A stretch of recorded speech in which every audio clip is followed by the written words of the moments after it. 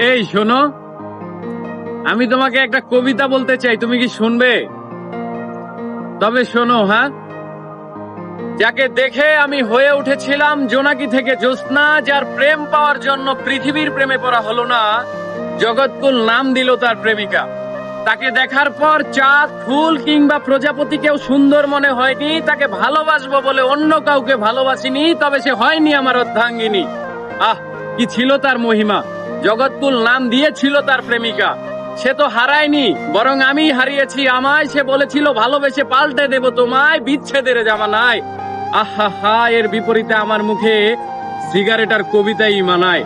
ভালোবেসে হারালাম আমায়। তাকে করা স্পর্শ অথবা তার করা ক্ষিপ্র চুম্বন যেন লেগে আছে আজও ঠোঁটের কোণে। শুধু নেই নেই সেই অনামিকা, যার নাম দিয়েছিল জগৎকুল প্রেমিকা। আমি শুনেছিলাম এ পৃথিবীর মানুষেরা চাইলে সবকিছুই হতে পারে, তাই আমি চাঁদ, সূর্য, মহাবিশ্ব চাইনি হতে। শুধু চেয়েছিলাম এক জনম তোমায় ভালোবেসে যেতে।